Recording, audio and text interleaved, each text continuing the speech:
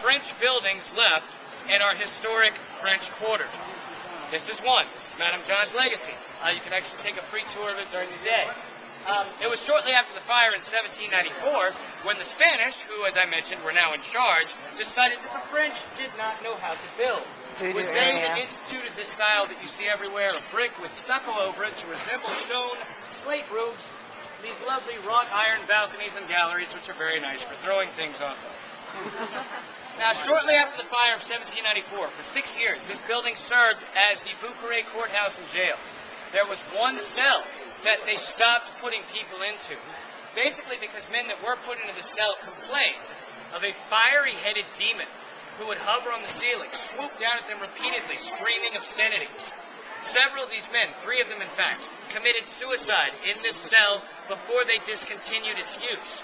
Now, they don't know for sure, but it is believed that this was the spirit of a streetwalker, a prostitute with red hair, who was driven mad with overconsumption of absinthe. Y'all don't know what this is. No. It's an anise, wormswood liqueur, hallucinogenic properties. Just recently made legal again. I can point you out to some great spots. She herself spent quite a lot of time here at this jail before eventually hanging herself with her dress in the same cell.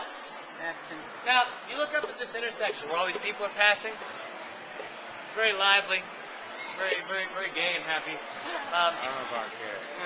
Well, at least some of them. There's a very famous photograph of this intersection, Royale and Dumaine, that is included in the 1887 Louisiana census. Represents unequivocally the darkest period in our city's history. Taking current events into light, I know that's a gigantic statement, but you see, in this photograph, you can see human corpses about yay high, stacked, one on top of the other.